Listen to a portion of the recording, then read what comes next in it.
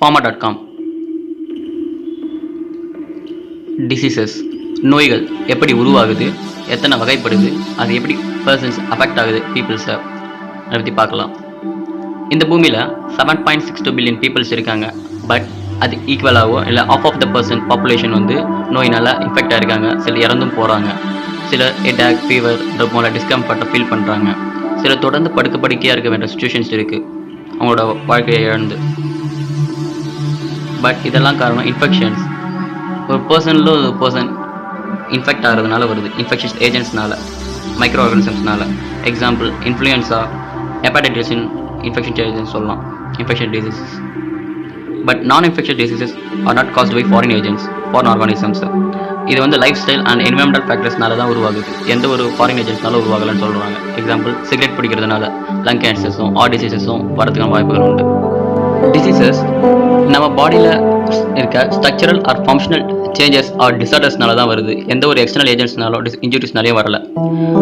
நம்ம நோய்களை பற்றி படிக்கிற கோர்ஸ் தான் பேத்தாலஜி. இது எதனால் காசு ஆகுது ஒரு டிசீஸ், அதோட ட்ரீட்மெண்ட், அதை பற்றிலாம் பார்க்கலாம். It may be caused by external factors such as pathogens, நுண்கிருமினாலையும் மைக்ரோ ஆர்கானிசம்ஸ்னாலையும், or by the internal dysfunctions, நம்ம பாடியில் இருக்க ஆர்கானிசம்ஸ் இம்யூன் சிஸ்டம்ஸ்னாலையும் இருக்கலாம்.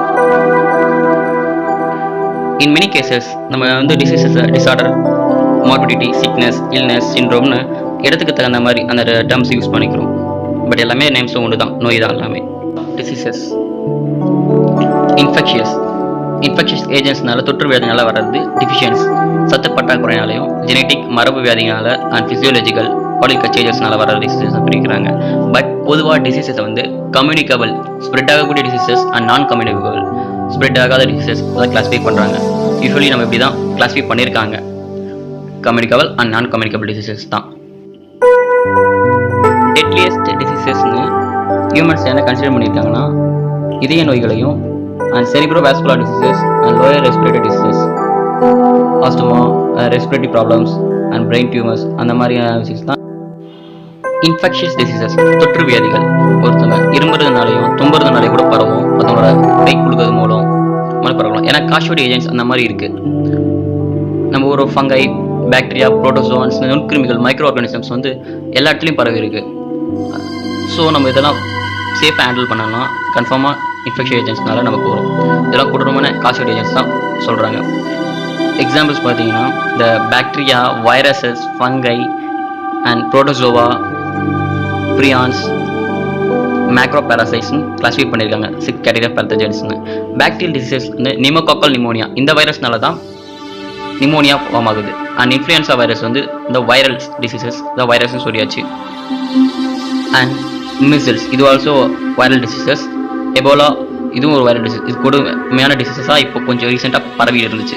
அண்ட் பேராசிட்டிக் டிசீசஸ், மலேரியா அப்படின்னு கிளாஸிஃபை பண்ணுறாங்க. இது வரைக்கும் பார்த்தது கம்யூனிகபிள் டிசீசஸ். இப்போ நம்ம பார்க்க போகிறது நான் கம்யூனிகபிள் டிசீசஸ். இந்த டிசீஸ் வந்து மெட்டபாலிக் டிசார்டர்ஸ்னால வருது. நம்ம பாடியில் இருக்க சேஞ்சஸ்னால, ஹார்மோன் செக்ரேஷன்ஸ்னால, diabetes, sugar, cardiovascular diseases, kidney failure, obesity, Alzheimer disease போன்ற நோய்கள்லாம் வருது. செகண்ட் பார்த்தீங்கன்னா ஜெனட்டிக் டிசீசஸ், மரபு வியாதிகளால தோல் நோய்கள் அண்ட் பிளட்லாம் இருக்கா. சிலருக்கு அடிப்பட்ட அந்த ரத்தம் வந்துட்டே இருக்கும். எக்ஸாம்பிள் ஈட்டி படத்தில் வந்த மாதிரி சொல்லலாம். அந்த பிளட் ஸ்டாப் ஆகுது. ஹீமோஃபிலியா, சிக்கிள் செல் அனிமியா, தலசீமியா போன்ற நோய்கள்லாம். மூன்றாவது பார்த்தீங்கன்னா சத்து பற்றாக்குறையினால மராஸ்மஸ், குவாஷிகார் போன்ற நோய்கள்லாம். இந்த WHO படி எக்கச்சக்கமான நிறைய குழந்தைகள் வந்து நியூட்ரிஷனல் டிஃபிஷியன்சினால அஃபெக்ட் ஆயிருக்காங்க. பேத்தோஜன்ஸ், நோய் கிருமிகள் நம்ம பாடியில் நிறைய வழியில் இன்வைட் ஆகுது. Example direct contact with infected person. இப்போது இன்ஃபெக்டட் பர்சனால டைரக்ட் கான்டாக்ட் இருக்க மூலனால பரவலாம். இல்லை கண்டாமினேட்டட் ஃபுட்டை இன்டேக் பண்ணுறதுனாலையும் பரவும். இப்போ ஒரு பொருள் யூஸ் பண்ணுறாருன்னு வச்சுக்கோ, இன்ஃபெக்டட் பர்சன், நியூஸ் பேப்பர்ஸ், அப்போ நேற்றுக்கு ஸ்னீசிங் பண்ணுறப்போ, இல்லை மொபைல் யூஸ் பண்ணுறது, அந்த கண்டாமினேட் சர்ஃபேஸ்னால நம்மளும் யூஸ் பண்ணுறப்போ கன்ஃபார்மாக ஷோர்ட் அப் அஃபெக்ட் ஆகிறதுக்கு வாய்ப்பு இருக்குது. இன்செக்ட் பைட்ஸ்னாலையும் சான்சஸ் இருக்குது. ப்ரிவென்டிவ் மெஷர்ஸ் என்னென்னு பார்த்தீங்கன்னா, இப்போ இன்ஃபெக்டட் பர்சன்ஸ் கூட நம்ம அவ்வளோ க்ளோஸ் கான்டாக்டாக இருக்காமல் தவிர்த்துக்கலாம். நமக்கு சிக் ஆகிடுச்சுன்னா நம்மளும் வீட்டில் இருந்துக்கிட்டு மற்றவங்களுக்கு இன்ஃபெக்ட் ஆகிற காசோடி ஏஜென்ட்டாக இல்லாமல் தவிர்த்துக்கலாம். இப்போ நம்ம ஸ்னீஸ் பண்ணுறப்போ நம்மளோட மவுத் அண்ட் நோஸை வந்து கவர் பண்ணிக்கிறது பெஸ்ட்டு. அண்ட் நம்ம ஹேண்ட்ஸ் வாஷ் பண்ணலாம். அண்ட் நம்ம பிளேஸை க்ளீனாக வச்சுக்கலாம். இப்போ ரீசெண்டாக ரொம்ப பரவலாக இருக்கிற வைரஸ் பார்த்தீங்கன்னா நிபா வைரஸ்.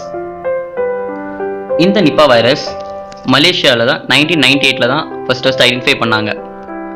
இந்தியாவில் 2001 தான் இந்த டிசீஸ் ஃபஸ்ட்டு ரிப்போர்ட் பண்ணாங்க. அதுக்கடுத்து ஆஃப்டர் 6 years லேட்டர் 2 முறை இந்த டிசீஸ் வந்து இந்தியாவிலேயே பரவிருக்கு. இந்த டிசீஸ் போத் அனிமல்ஸ் அண்ட் ஹியூமன்ஸை வந்து அட்டாக் பண்ணுற ஒரு சிவியர் டிசீஸாக இருக்குது. இது ஃப்ரூட் பேட்ஸ், இந்த வவ்வாலுங்கனால, பழங்களை சாப்பிட்ற வவ்வால்ஸ்னால பரவுறதா சொல்கிறாங்க. These bats belongs to the Pteropoditae family and Pterophus genus. இந்த வகையான வவ்வால்களால தான் பரவுது. இந்த நிபா வைரஸ் ராஜ்பாரி, ஃபரீத்பூர், டாங்கைல், குஷ்தியா, மணிக்காஞ்ச், மதுரைப்பூர், ராஜ்தானி, நாத்தூர் என்று 2003 2012 வரை இந்த இடங்களில் பரவலாக இருந்துச்சுன்னு ஐடென்டிஃபை பண்ணியிருக்காங்க. இந்த வைரஸ்னால ஒவ்வொரு வருடமும் அதிக உயிரிழப்புகள் காரணமாக மக்கள் ரொம்ப பயத்தில் இருந்திருக்காங்க. மார்ச் 31, 2012 கணக்கெடுப்பின்படி 209 பேர் இன்ஃபெக்ட் ஆகிருக்காங்கன்னா, ரிப்போர்ட் இருக்குன்னா, அதில் 77% பேர் இறந்துருக்காங்க. ஸோ நம்ம ப்ரிகாஷன்ஸ் எடுத்துகிட்டு ப்ரிவெண்ட் பண்ணிக்கிட்டு இருந்தோம்னா மேக்ஸிமம் இந்த டிசீஸ்லேருந்து அவாய்ட் பண்ணிக்கலாம். எப்படி ப்ரிவெண்ட் பண்ணலான்னு பார்த்தீங்கன்னா, நம்மளோட ஹேண்ட்ஸை சுத்தமாக வாஷ் பண்ணுறது மூலியமாகவும், மாஸ்க் வியர் பண்ணுறது மூலியமாகவும், இன்ஃபெக்டட் பர்சன்ஸ் உள்ள கான்டாக்ட் இல்லாத மூலியமாகவும் அவாய்ட் பண்ணிக்கலாம். தேங்க்ஸ் ஃபார் வாட்சிங் திஸ் வீடியோ.